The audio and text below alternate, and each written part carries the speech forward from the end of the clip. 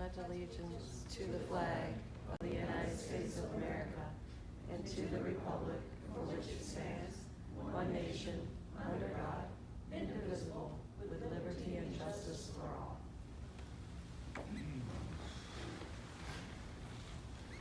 Good evening once again.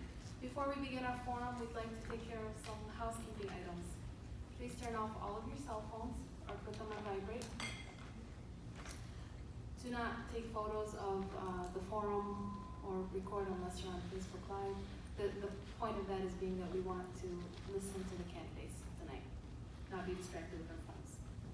This forum is being recorded and it will be published on social media and our Facebook page, the PTA Council Facebook page, and it will be on YouTube as well.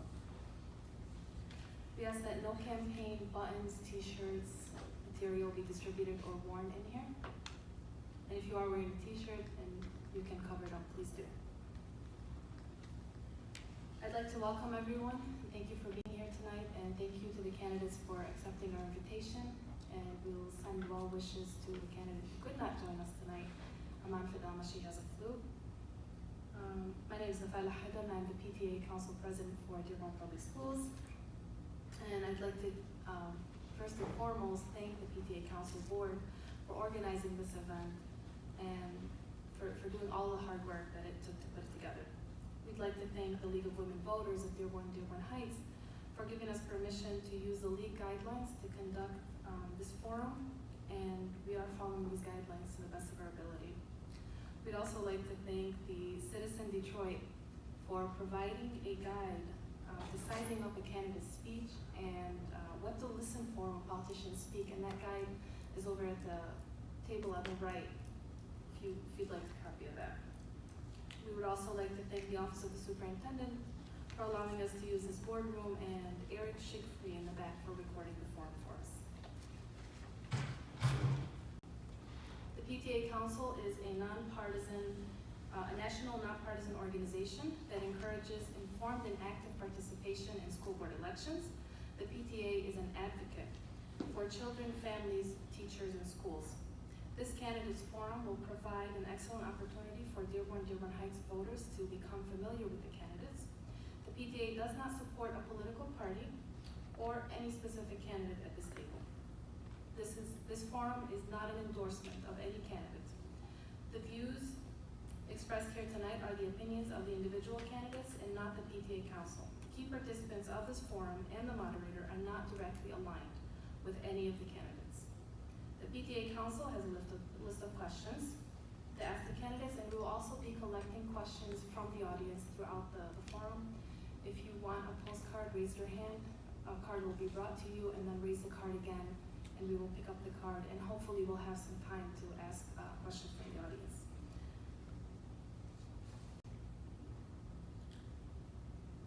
Any questions that are unclear, hostile, or personal attacks will not be asked. Oh, you can turn in the card, but we won't ask the question. Questions that are similar in nature will be consolidated to allow us to cover as many topics as possible. All candidates will answer the same questions. If you feel that you have a question that was not addressed, feel free to contact the candidate personally afterwards. Now I'd like to introduce our moderator, Anwar Kakaba.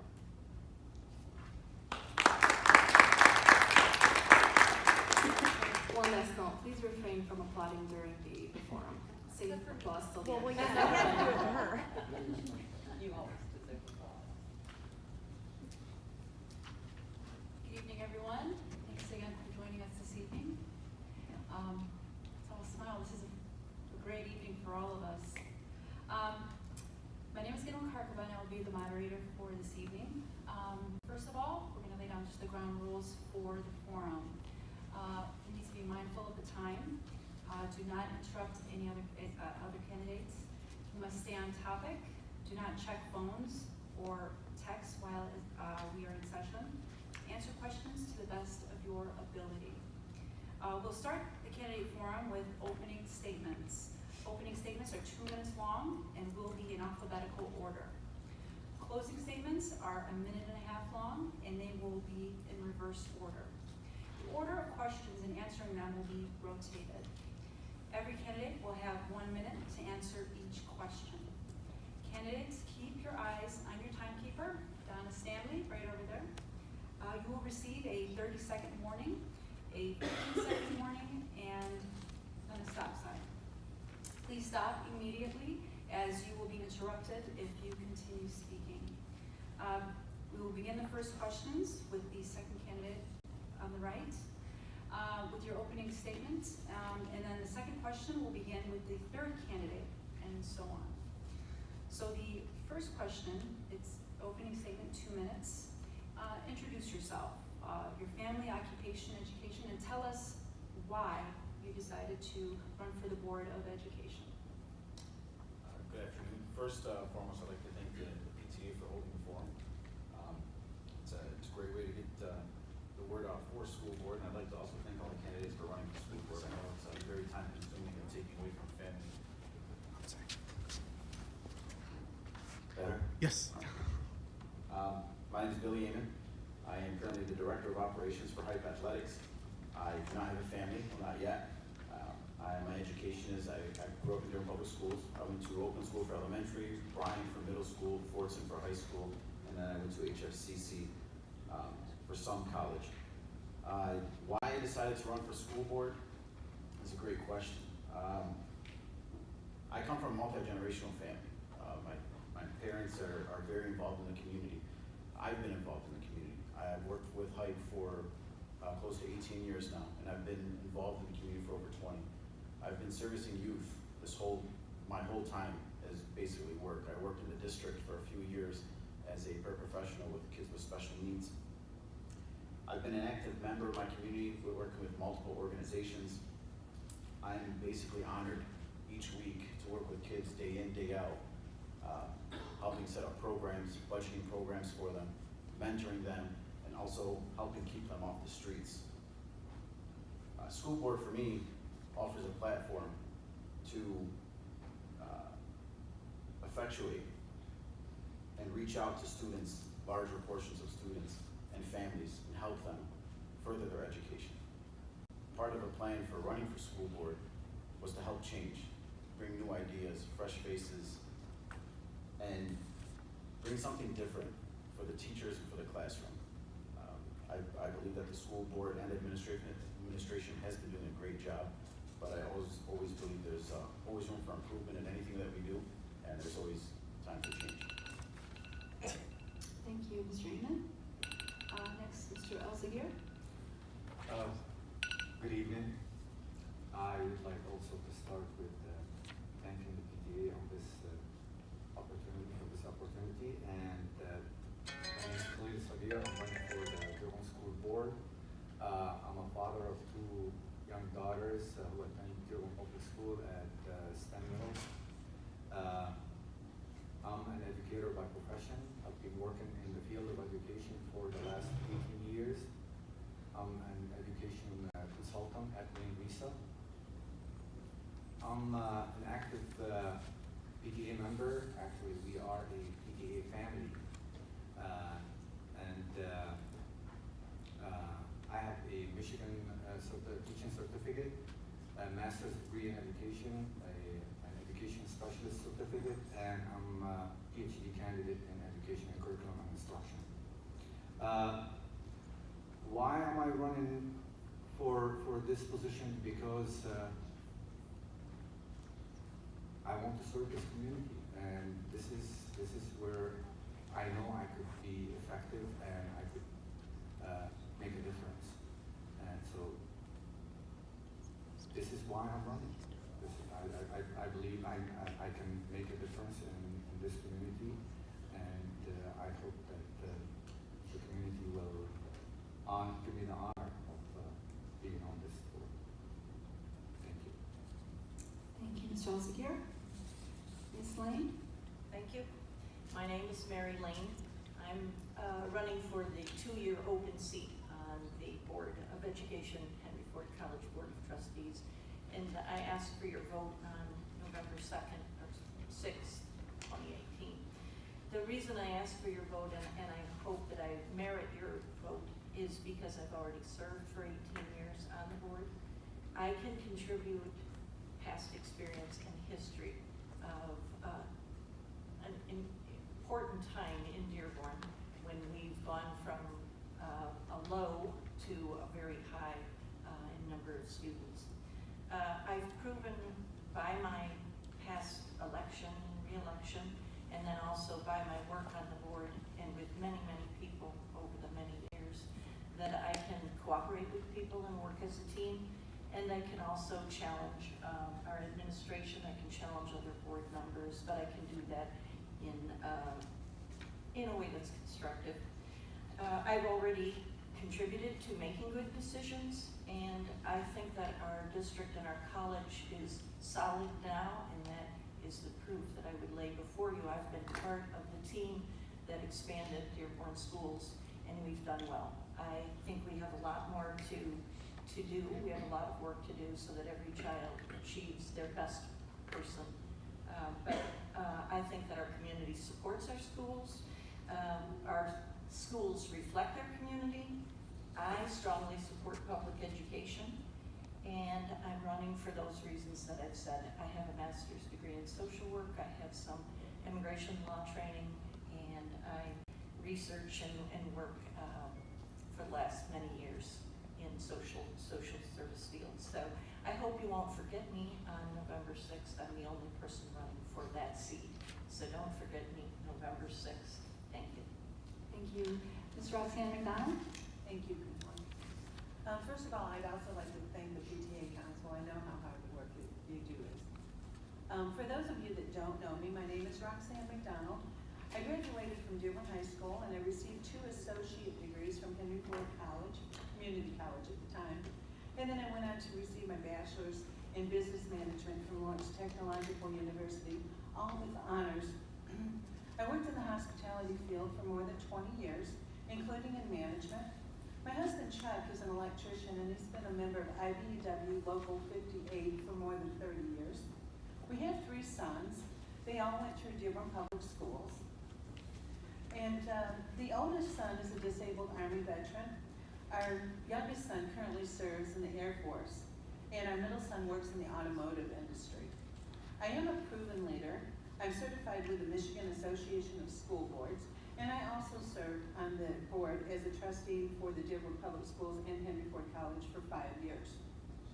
I also have served on the board of directors for Wayne County Association of School Boards, Henry Ford College Board, Henry Ford College Foundation Board, the Dearborn PTA Council Executive Board, and others. And currently I serve on the board of directors for both the Goodfellows and the Dearborn Community Fund. I am also a member of the Michigan Military Moms, the American Legion Auxiliary, and I serve on the Henry Ford College Scholarship Committee. I have the knowledge and experience needed to successfully serve in this vital role. While a member of the school board, I've had countless hours of professional development in education-related fields. Topics including strategic planning, legislation, data analysis, school law, communications, and others. I believe that all children deserve a strong foundation and an outstanding education. And I wish to continue preparing our students for the rewarding and prosperous future. Thank you. Mr. Moses? Thank you, everyone. Thank you to the PTA as well for this great opportunity. Really appreciate it. My name is Adam Moses, and I'm honored to be here today. I believe the Board of Education needs an independent voice that reflects the aspirations and voices of parents and taxpayers. I come from an immigrant family. I was raised by a UAW Ford employee who taught me what real hard work really means. I understand the issues that our students face, being one of them, as a product of the schools, and now as a parent of a 3rd grader at Deer Park and an active member of the PTA, I believe that my diverse involvement within Dearborn has allowed me to build strong relationships with our schools and community at large. These opportunities have vastly increased my professional leadership, communication skills, which I believe will make me as a qualified member of the board. I will be the voice of taxpayers. I am a Dearborn business owner. And as a technologist, I love to solve problems, and I know that our district is facing a lot of issues. So I'd like to be part of those solutions. As a first college graduate, I do understand what it means to have a college education. So I have a lot of things to offer for Henry Ford College. I believe the low enrollment is a huge issue, and that's something that I will be tackling once I get elected. Thank you very much. Ms. Pirelli? Good evening, everyone. Pardon me, and thank you to the PTA for hosting us this evening. For those of you that don't know me, my name is Cynthia Pirelli, and I am a lifelong resident of Dearborn, graduate of Woodward School, Fordson, Henry Ford College, and Siena Heights University, but only on their Henry Ford campus school. I didn't leave Dearborn to get my college degree. I was raised in a union household as well, and throughout my life, I've always wanted to give back. And the city's been wonderful, the schools have been great to us, all my siblings, my dad even went to Woodworth and Fordson. So, pardon me, I'm sorry.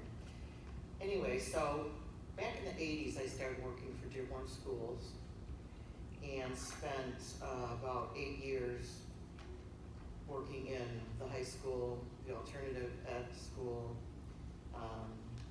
helped create a magnet school, worked in food services, and then I transferred over to Henry Ford College and worked in the foundation office, registration office, and then I was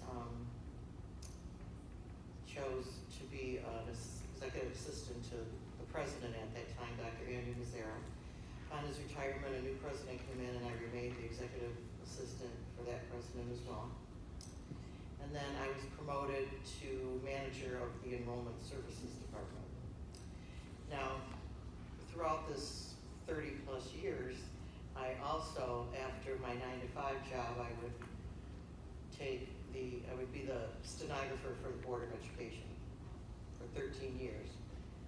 I was at every meeting, I was at expulsion hearings, special meetings, prepare all the agenda items, and I would publish the minutes. So I would say that the reason I want to serve on the board is I believe I have the knowledge and the experience to be able to hit the ground running, because I do know a lot about both sides of the district. Thank you so much. Oh, sorry. Mr. Thorpe? Hello, I'm Jim Thorpe. Thank you for everyone who made it in attendance today and who's going to be watching us online. I have been married for 18 years. I've got 2 kids here in the district. My daughter's in 8th grade over at Bryant Middle School. My son is in 6th grade over at the STEM Middle School. I'm also a product of the Dearborn schools, graduating from Dearborn High before going on to Michigan State to get my degree. I was lucky enough to be elected to the school board in 2016. And though it's only been a couple of years, I've been on the board when we've had to tackle some tough issues. The boundary changes that went into effect this past year, the search for a new college president, and the appointment of a new trustee. And people have asked me, am I going to run again, and why am I going to run again? And the reason why is because I didn't run originally because I thought it would be easy, and it hasn't been. But I feel that what I can do is, being a financial advisor in the city of Dearborn for 20 years, I can bring the financial background that hasn't been on the board previously, just to continue to give a diverse scope of expertise on the board. And through 15, 16 years of doing different events in the district, the Dearborn Education Foundation, the Curriculum Council, the Strategic Planning Committee, things with the Chamber of Commerce, I'm looking forward to continuing to serve the city of Dearborn and the students. Thanks. Thank you. Ms. Ahmed? Good afternoon. My name is Afaf Ahmad. I hold a degree in Bachelor of Arts from Medina University. I have been practicing journalism since the age of 17 and considered the youngest journalist in the United Arab Emirates while attending my senior year of high school and being hired after 6 months at a well-known news outlet. I moved to Dearborn with my family in August of 1999 and attended the Henry Ford College community that fall. I am a long-time Dearborn resident with 2 daughters who were products of Dearborn schools. I am a passionate activist and community for the community and education. I have received several leadership and outstanding activist awards for working with community members on issues such as women empowerment and children's rights. I am the recipient of the first place award for an investigative report in the UAE about the importance of the relationship between parents, education, and students in 1998. Also, I received a special tribute from State Representative Rose Robinson in 2015 for using the power of press to tell the stories of immigrant and minority communities and giving the voice of the voiceless and much more, and also contributing to the history of journalism in the state of Michigan, a United States of America. I'm running for school board in Dearborn because I want to work to improve the quality of education for students and parents. My priorities are student safety, quality education, and equity in curriculum and resources among all of DPS students. One of my concerns is the overcrowding at the high school level, and our special needs students and gifted and talented students are overlooked and undeserved. The Dearborn population continues to grow, and we need to find long-term solutions to serve our students. I'm also concerned about readiness in our district. Yes, I realize that our graduation rates are very high, but the question, the overall readiness of our students when they get to college and how many remedial classes are necessary for them to take. I would also like to address present involvement in our district, parent involvement in our district, and what we are doing to improve the relationship between parents and schools. Thank you. Thank you. We'll begin the first question of the evening, and they are 1 minute. You can only speak for 1 minute. First question is, school board responsibilities include approving curriculum and academic policies, as well as setting budget priorities for the district. Can you share what kind of research you have done or plan to do to get informed about best practices for schools? And what are specific policies you would like to see implemented in Dearborn Public Schools to improve school quality and school safety? First question will go for Mr. Elzegir. Okay. Well, in my education and my research, for my master's, for my education specialist, and for my doctorate, my work was focused on language development and second language development. And so we have in our district a large percentage of students who are second language learners and English learners, and who are in a position that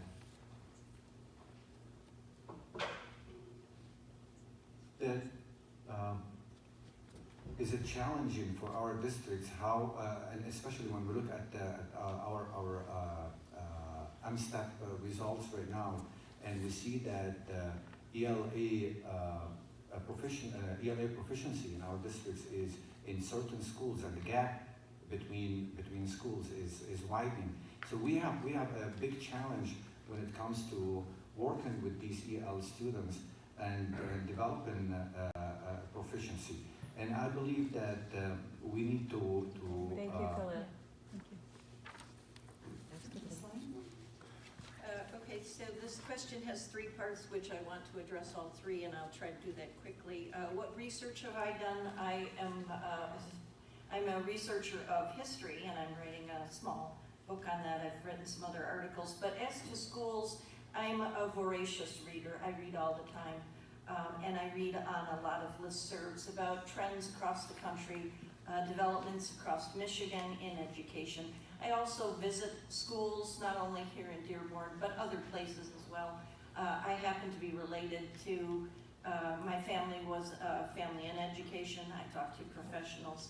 So I research my questions pretty extensively. As far as improving school quality, I think that we need to stay with curriculums that work. We cannot jump around and change curriculums. I am really sorry that the state jumps around and has insisted on us having different tests. So it's really detrimental. I'm out of time, so I can't address the other. Thank you. Ms. McDonald? I also do a lot of reading and a lot of research online and books and periodicals and things related to education. As far as equality and safety goes in our school, I think the main thing that we have to keep in mind is you have to maintain effective security without compromising the warm and welcoming atmosphere and environment that our students get from our schools. They deserve that. You don't want them walking into a school feeling that it's not warm for them, it's not a good place conducive to learning. We have a really strong relationship with the police. I think that's wonderful and it really helps us. And we have the resource officers, which are highly trained. I think they add to the culture of the school by building relationships. I think some of the things that we need to look at is maybe explore new technologies, magnetic door steps, panic buttons, live feed cameras, that kind of thing. The one thing we have to do is be proactive and always continually assess what we're doing for its effectiveness.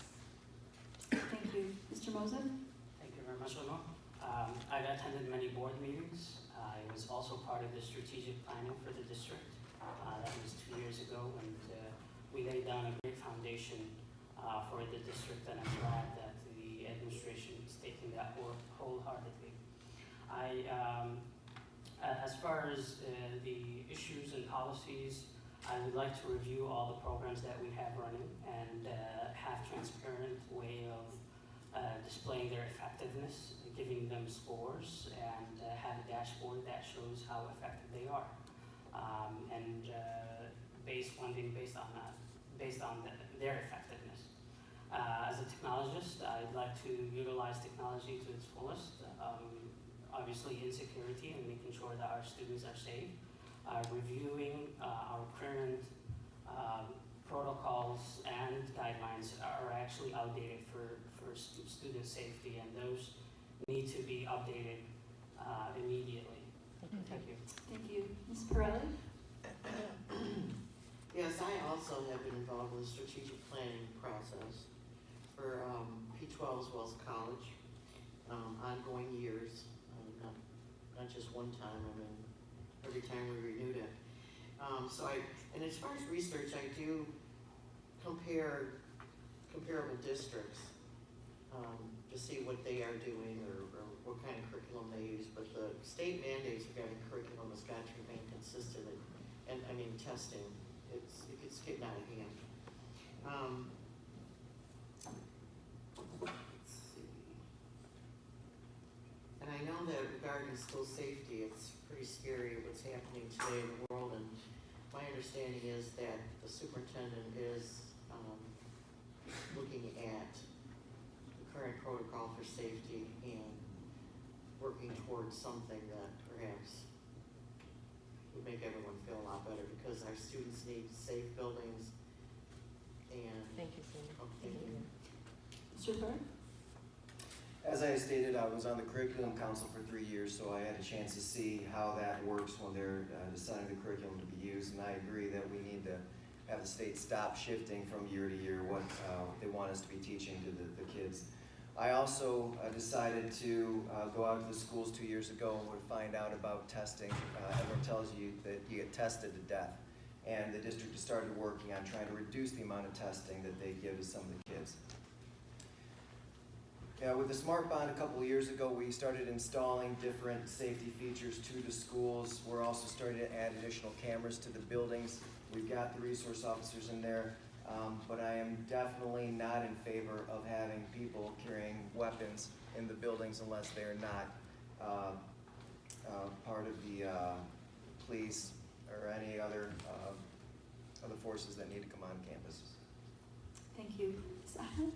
Yeah, if I get elected, I'll make sure to take classes or courses that will help me to understand better how does it work, the school board, and be familiar with the policies to serve better.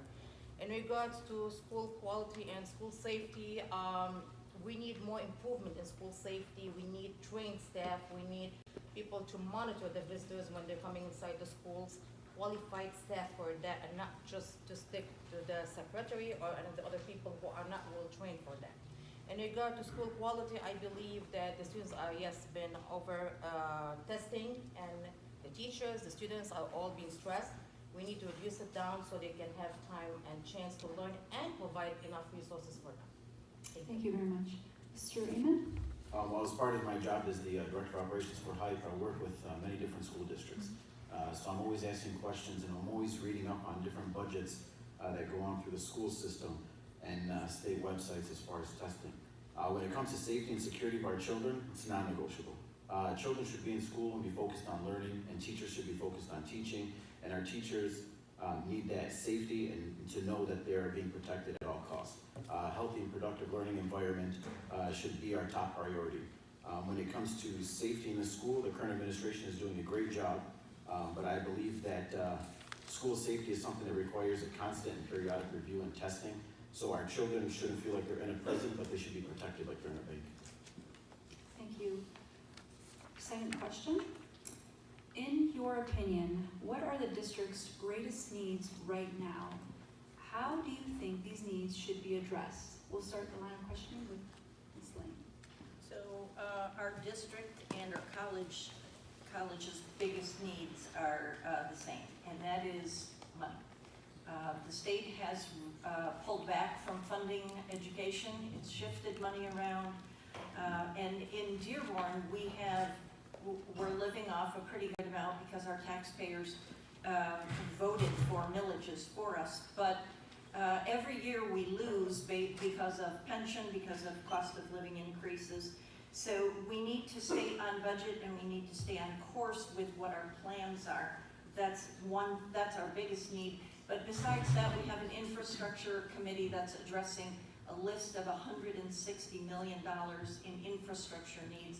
I will take the recommendations of the committee when they bring those forward. So that's clearly the biggest need for our district. Thank you. Ms. McDonald? We're on the same page. Again, school funding, as Trustee Lane said, it's always been inadequate and unstable.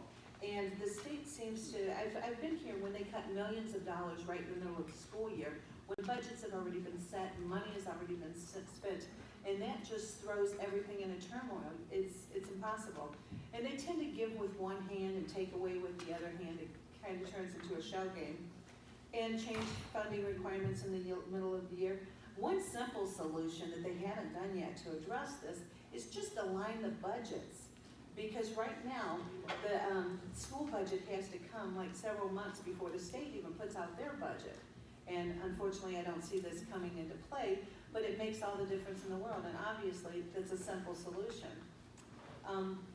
As far as, infrastructure was also another one. Like Trustee Lane said, that there's a committee working on it. Our buildings are old and they need a lot of work. They were well built, but they need maintaining. Thank you so much. Mr. Moser? So the greatest needs, we can talk about infrastructure, we can talk about the needs for great buildings and student safety, but I'm more concerned about how our students, are they getting the best education possible in their schools? And that means we are retaining the best teachers that we can ever have. And that's something lately hasn't been happening. We have teachers who are leaving the districts for others. We have to stay competitive. And in order for that to happen, we have to create an environment where the teachers are being supported. I do agree as well that we do have aging buildings. Salina is turning 100 years this year. And some other buildings are as well aging. But do we have other creative ideas than just relying on state aid? Obviously, most of the money comes from the state aid and the taxpayers, but can we forge any business relationships that we can bring more money to our district? That's my question and my challenge. Thank you. Ms. Perella? Of course, money is always an issue because of the state, and also the property tax that Dearborn gets is a lot less than other districts. I do believe the biggest issue right now is the infrastructure, and whether or not it can be paid through a millage or a bond, I would support it. but again, I would wait for the recommendations of the committee. And then the other thing I would suggest, I've noticed, just from working at the college for 30 years, is that a lot of the students are not college ready. I think 65% of the classes at the college are developmental. Students have to take those classes in order to take a college level course. So I think that that's something that we could look, I know they're working, they have college 101 classes in the high school and that sort of thing, but I think that's something that really needs to be looked at. Mr. Thorpe? For years and years, you would talk to high school students and it was always, what are you gonna do after you graduate high school? Where are you going to college? And I think we have not done a good job serving the students that way, because you don't need to get a 4-year degree in order to have a good life and be able to provide for a family. So I think that the district needs to be looking more and making sure that the kids, when they're early in their high school years, even middle school years, get the education they need for the careers that they're going to want, and be able to complement that again with what we have over at the college, whether the college is going to be giving them just 2 years before they go on to the 4-year degree, or the training they need so they can get a good profession. Thank you. Ms. Ahmed? I believe there's two major issues. The first issue is the school safety, and we need to improve it, which I mentioned a while ago. The second issue is the overcrowded high school. We need to find a solution, a long-term solution. Since Dearborn is growing, we have many students are attending schools, and yet we have this major issue. So we need to have a long-term plan. Thank you. Thank you. Mr. Raymond? So I believe that some of the greatest needs right now in our district is one, curriculum. I believe we need to bring in probably a stronger curriculum to have our kids ready for that next level when it comes to being for college readiness. And also is an epidemic that's actually right in our backyard is the substance abuse epidemic that's going on right now in our community. I believe that children need to fight against this every day, and it starts in the schools. It starts with our staff, it starts with our counselors, and it's a big problem for us because our kids are getting hooked on these drugs, and there's nobody to help them. There's nowhere for them to turn. If our counselors and teachers aren't there for them, then if we lose one, we're basically losing all. So that would be part of my focus, and I think those are very important to be addressed. Thank you. Mr. Elvedier? Yes, I agree also that underfunding is a big issue. I was a member of a strategic school funding committee, and it recommended about $9,500 per student, and which is way above what we have right now, about $7,500. So we are underfunding the education. We are taking away money for many years from education. But in addition to funding and financial, we also need to look at curriculum and instruction. We need to look at college and career readiness, and this is a major issue. The latest SAT scores show that 80 to 90% of our students are not college and career ready, and we need to do something about this. In addition, the infrastructure also we need to do that. Thank you. Starting in the 2019-2020 school year, state law will require all schools in Michigan to hold back third graders who are not reading at grade level. What role do you think the school board can play in preparing families and educators for the implementation of this policy? We'll start with Ms. McDonald. Well, there's several things. I think that Dearborn does better than most districts in a lot of areas, and we've already implemented the contract with parents, which I think is a good place to start. If a student is doing poorly, then the contract makes the parent aware and gives them particular tools to do to help that student. We also need to have interventions in place, and like the graduation specialists we can have interventionalists in place early for the students that need some help, and we can identify them early. So So part of that is having the, my learning plan, which we do have implemented in the schools. And that looks at each student and their individual needs, where they're succeeding, where they're struggling, and it helps them develop and get engaged in their own education, know where they need to improve, and help set a plan for themselves. So I think those are things, and work with parents to help them help their students. Thank you. Mr. Moser? First, we need to have universal preschool. It's about time. And as a father of a child who was late in speech, I do appreciate the district's help that we received, that we were able to enroll our son into preschool, although he was not eligible at the time. So, but that extra helped him read at first grade level and then at second grade level. But what also helped is those grants that we do apply for and do receive after school help in schools. So as a board member, I will be pushing for those grants to be sought for. The other thing is that we have a large ELO families and some students who come from other countries from the first year. So we have to have a strong bilingual program where we're bringing these students on track and to be able to read on time. Thank you. Ms. Carly? I think first of all, I would identify what students are in fact not reading by the time they're in the third grade, and build some sort of program or support to help those students specifically at an earlier, identify them earlier. And then again, I think it's important that parents are communicated with as far as helping their students, maybe giving them the tools to help their students, and hopefully that would help. Thank you. Mr. Thorpe? The district has been paying close attention to this ever since these kids came into the buildings.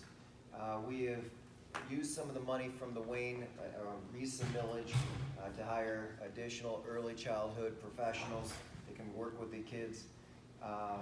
One of the big things we're going against, though, is that there's a stigma. A lot of people think once their child is 5, they are definitely ready for kindergarten.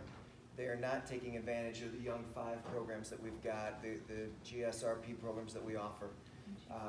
So we need to go back societally and make sure people understand it's okay if your 5-year-old is not in kindergarten. Everyone progresses at their own pace.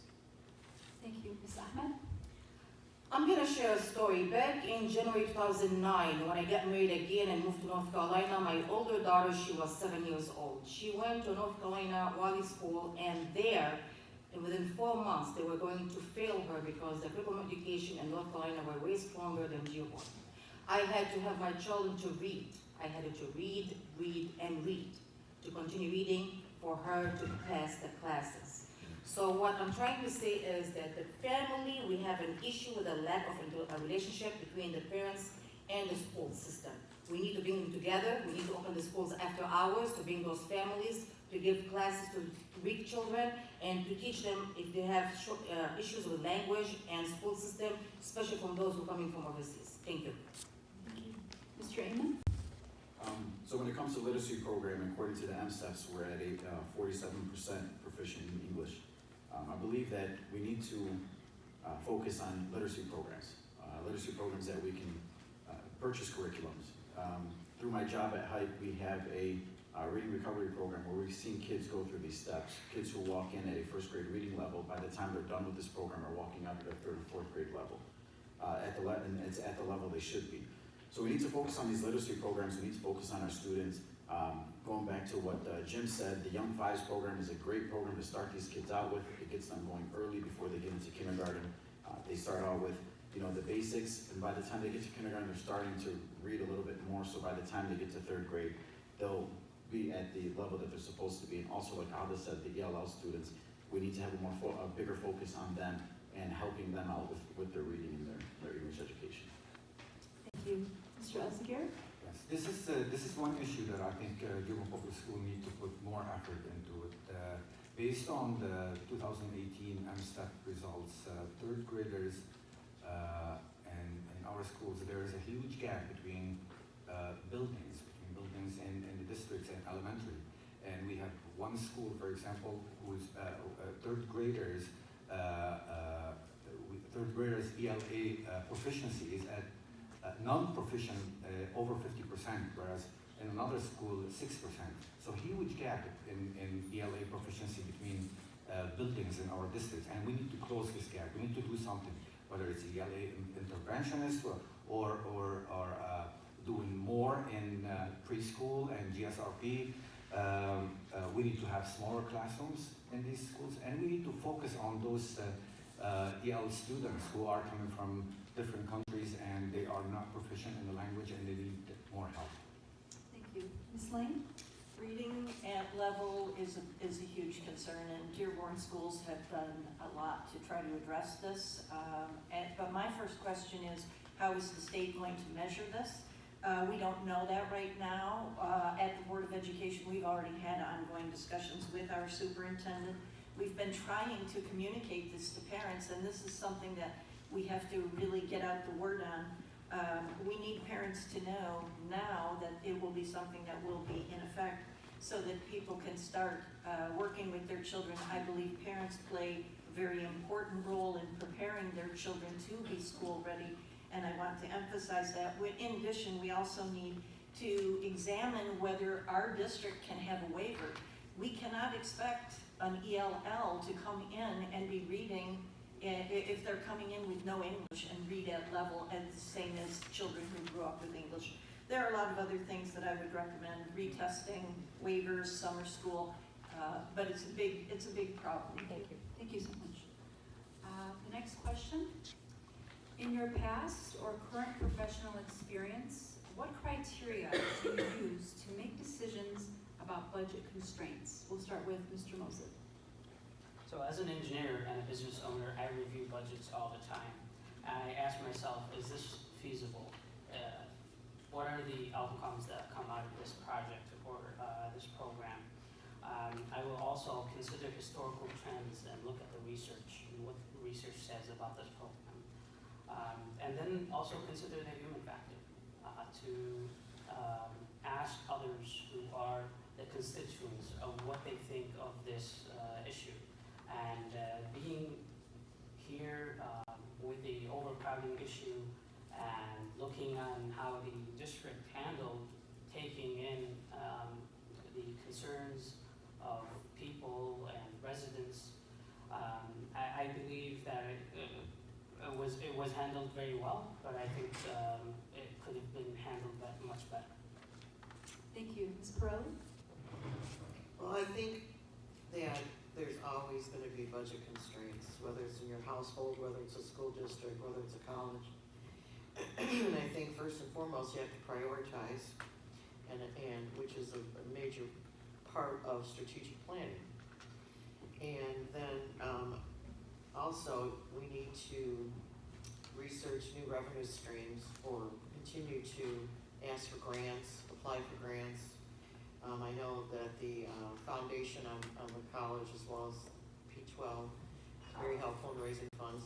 And I know the PTA does a great job at giving us student supplies and so forth. And I know your goal is to reach 80,000 for 2018, 2019. So all these extra revenue streams can only help when there's budget constraints. Thank you. Mr. Ford?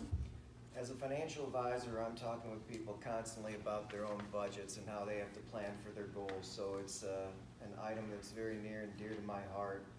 A very large percent of the money that we get goes into the infrastructure and to the contracts for the employees. So there's not a lot of wiggle room left over for us to try to add things.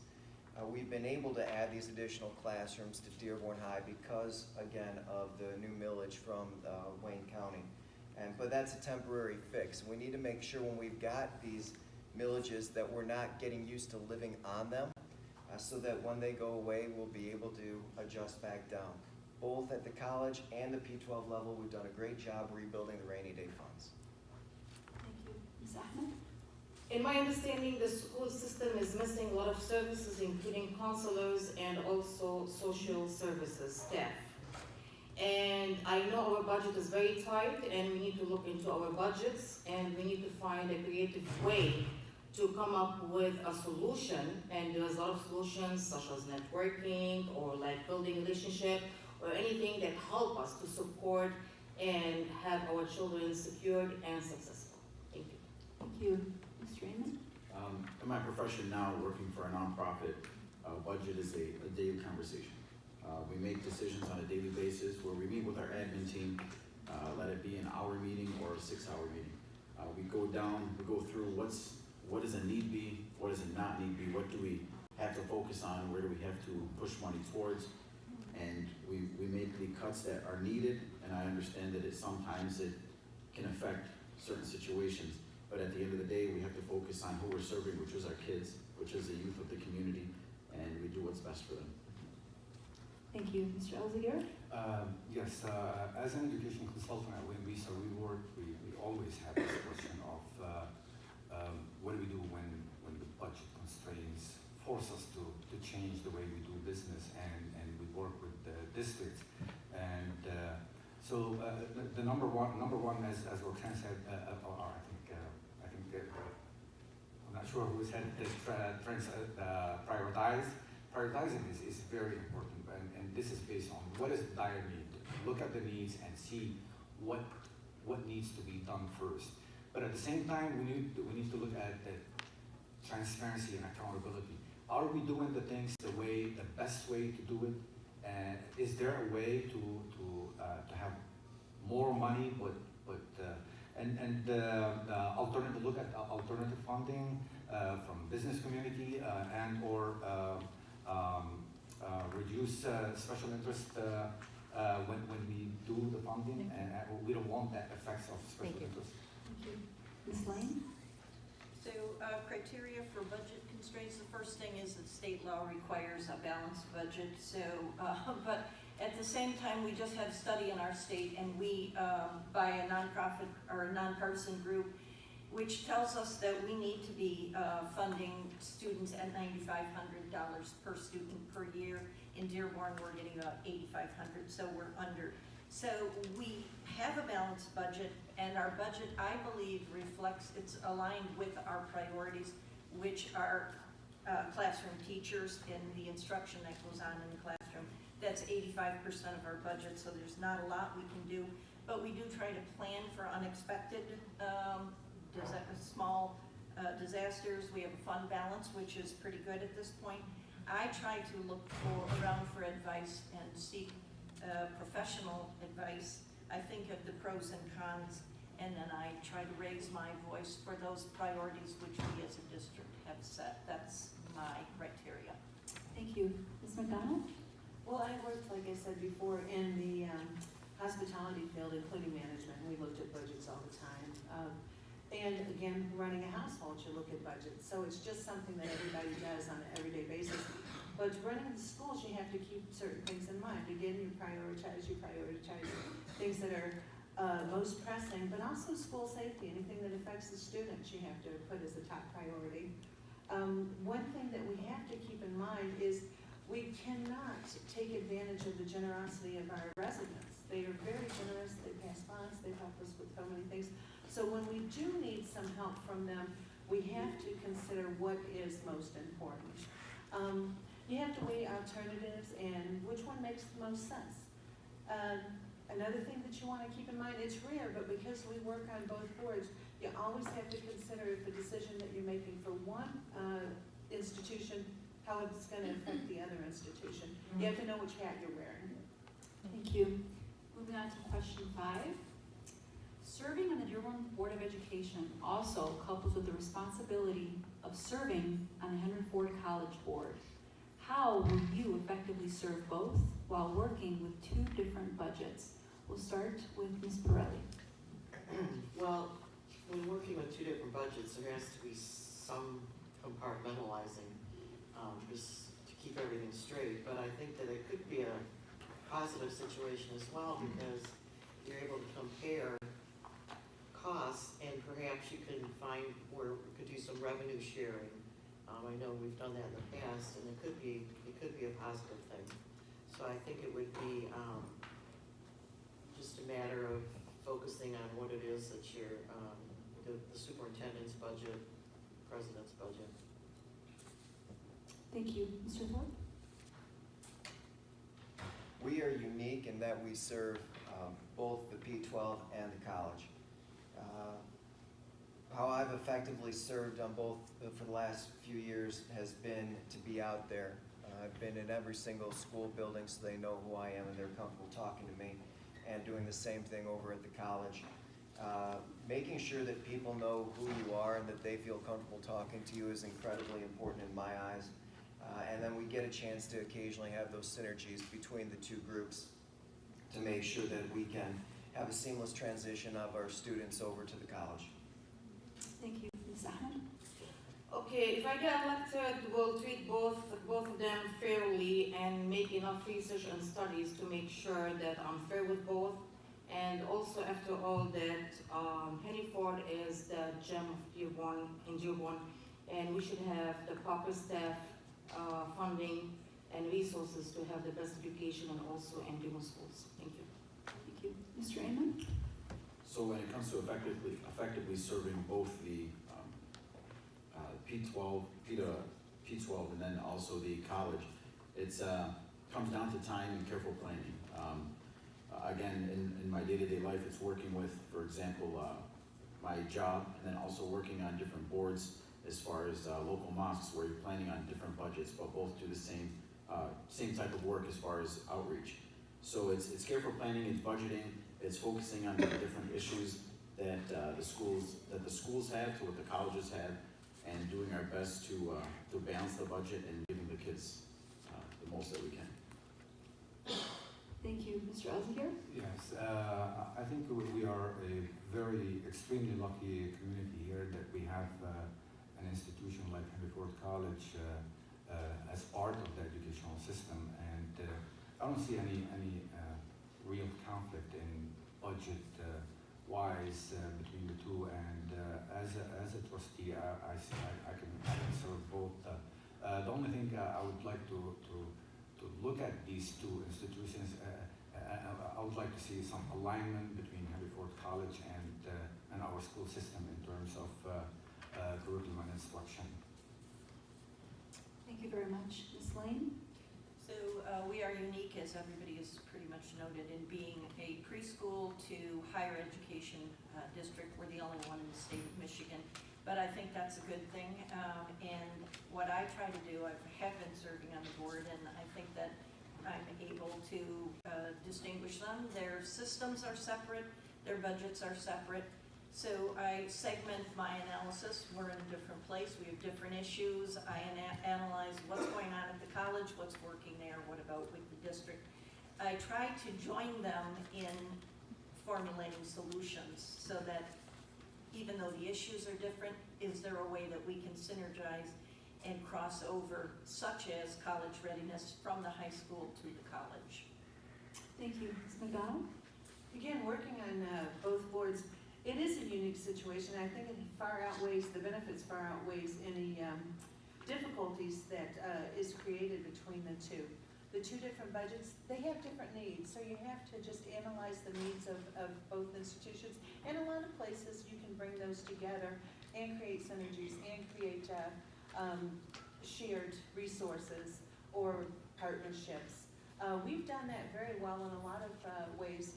The seamless education that we're able to offer our students is amazing, considering we have the early college program, and we have the also the thank you, dual enrollment, and also there's the academic. It escapes me. My son was the first graduating class of that program too. But all the things that we're able to do because we are a P14 district definitely benefits our students. Thank you. Mr. Moser? We have a great system. When our students in the district utilize the services of Henry Ford, I believe the responsibilities of serving on both is to keep time and dedication to both, and understanding the different challenges that our students are having in college and as well as in the district. One of the challenges is to be able to go to Lansing and convince the legislature to give us more funding for the community college. And that's something that I'll be doing from day one. Thank you. Moving on to our next question. Many students choose to forego post-secondary education. How do you recommend we support and prepare those students for the next phase of their lives? We'll start this question with Mr. Thorpe.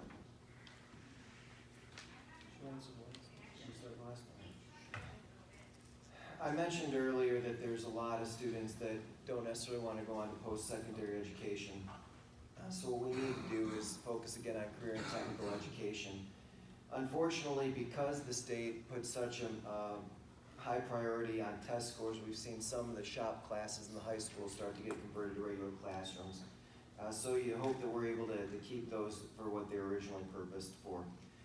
Also be able to do a lot of the academies are starting to roll out in the high school, starting at Fortson this year, so students have a chance to start figuring out from freshman year on what they want their career to look like. Again, Dearborn has a unique opportunity because we've got things like the Henry Ford Early College, which is kind of post-secondary, but they're able to get it done in just 5 years, so they're jump-started on a career right from their graduation. Thank you. Ms. Ahmed? I remember at the age of 17, when I was going to my senior year, I used my summer vacation. I gave up going overseas and went and enrolled for a 1-month training at a newspaper with 20 students to see if this is what you like to go for college. I like to see something like that in a school that they send students at the last year to go and practice and see where they see themselves they are. Because I noticed that the children, when they leave the high school, they only memorize, they do the test, and they're done. So when they get to the real life, they don't know nothing. So we need to prepare these children, have a classes, so they know what they want, they know which direction, and very important in the school, we have to have the resources equal, distributed to all schools, and very good quality of education. Thank you. Thank you. Mr. Amon? We all know that HFC the enrollment is dropping HFC. Maybe we need to start focusing on strengthening our student recruitment, offering different degree programs, examining competitive tuition rates, or looking at enrollment with partnerships with local high schools within the county. Also, along with what Jim said, instructional programs. When I was in high school, we had the auto shop, we had wood shop, we had the cooking classes. And I know many people that I grew up with who went through welding, for example, who are now welding for the UAW, or they're working for the Navy and going on to do many different projects. So we need to push those types of programs in for our kids and focus on, the children that are in need. Thank you. Mr. Oziger? Yes, so before these students forego to post-secondary education, we need to again focus on the college and career readiness and whether or not we're doing the job that we need to do at this level, based on the latest report from Bridge Magazine. We have 18% college readiness at Dearborn High. We have 14% at Support, and we have 9% at Fortson. So are we doing what we need to do in order to prepare these students? No. So we need to focus on this. In addition to that, I think what Jim talked about, the initiative of the academies at Fortson, and that is a great start. And we also need to focus on programs and CTE programs at all the high schools to get these kids ready before they go to develop their career skills. Thank you. Sling? I don't have a problem with students choosing a gap year, skilled trades, military, whatever they want to do.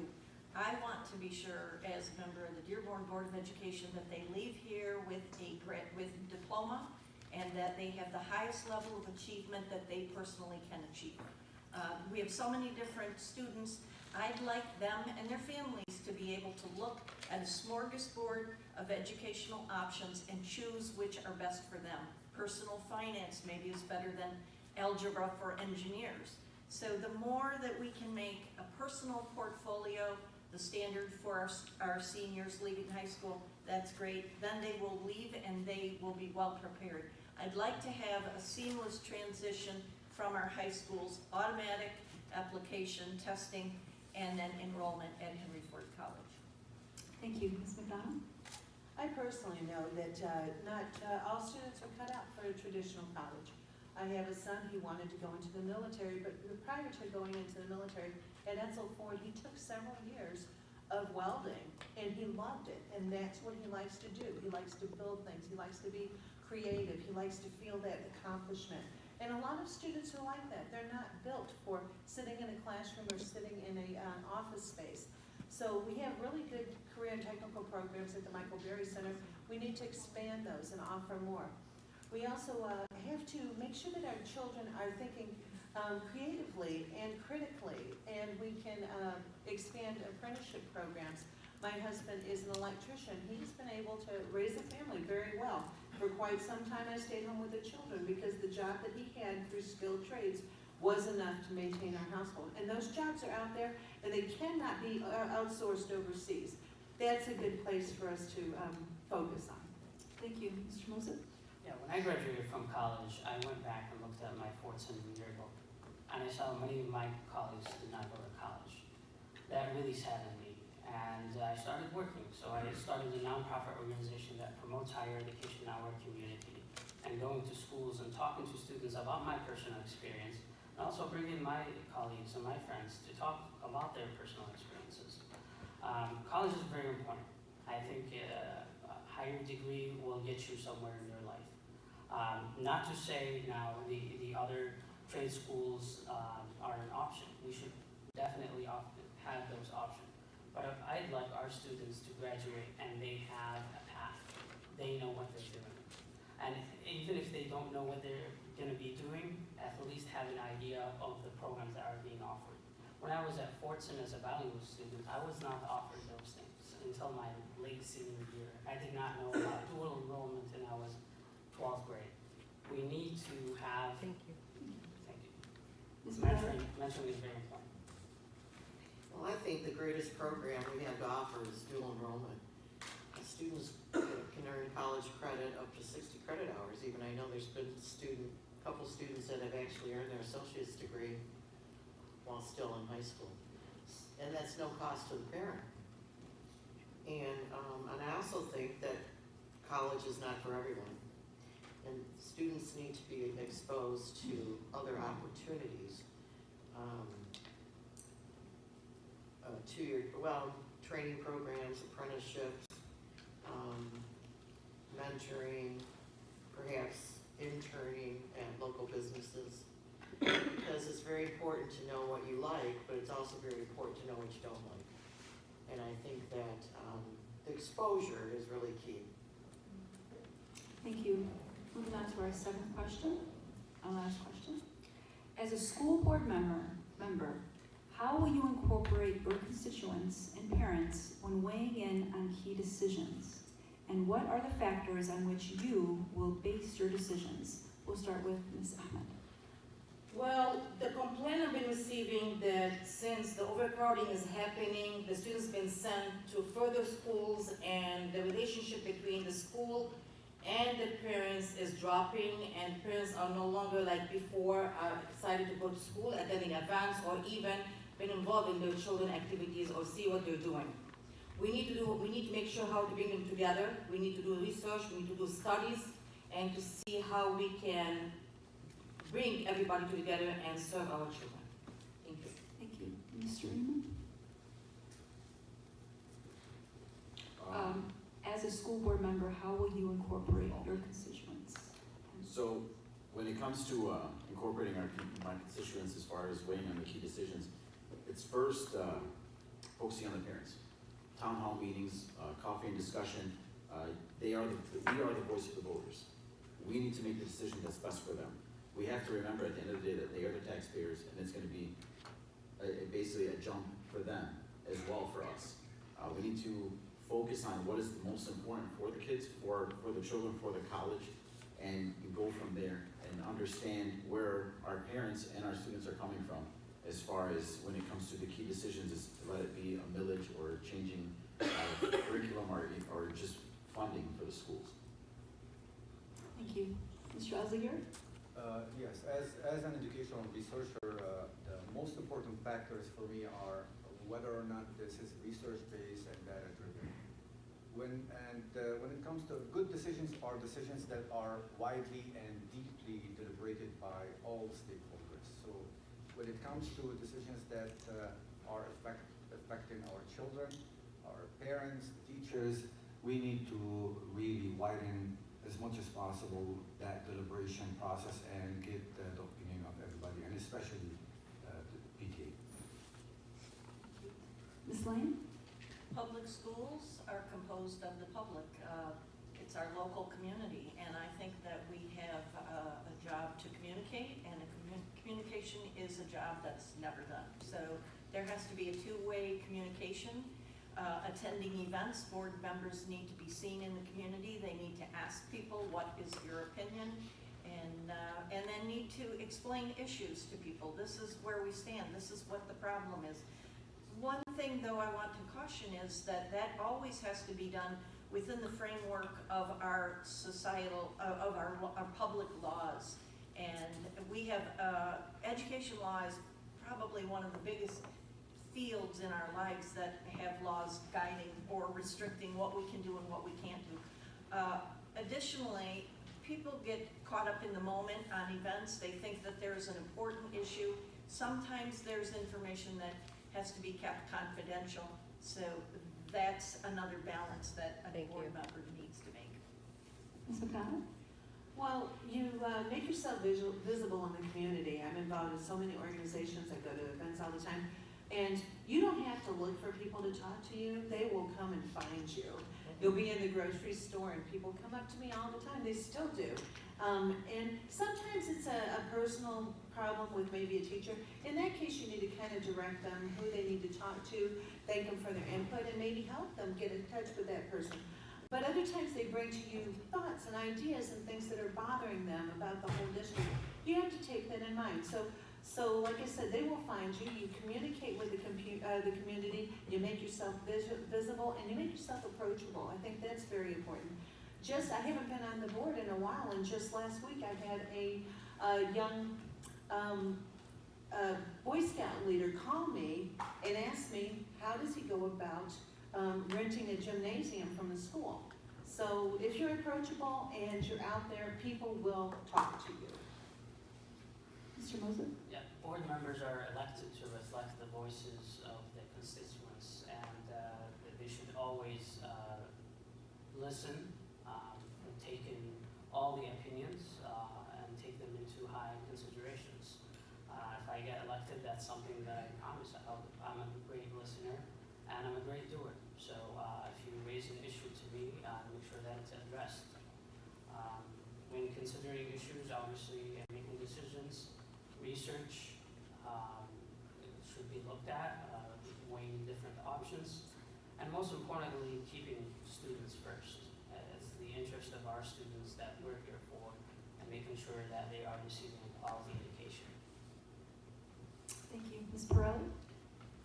I think it's very important to communicate with your constituents and your parents, to be transparent with them, to listen to them, and to empower them in the decision-making process. Thank you. Mr. Thorpe?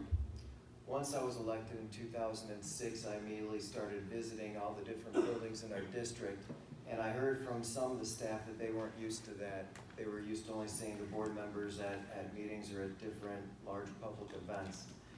So I started to build the rapport with them right away. Last year when we did the redistricting, we held public forums at all the high schools and middle schools, and I attended as most of them.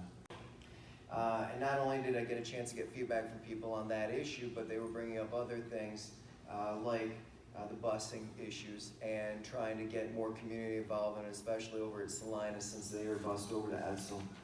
So that's something I'm going to continue doing, being out there in the school buildings. Thank you so very much. We will move on to the next portion of our forum, our questions from the audience. However, we've had many questions from our audience, and being that we have time constraints, we're going to ask one question, And once we answer that question, I will ask a few other questions where you can answer on your social media page, or if you feel comfortable with that.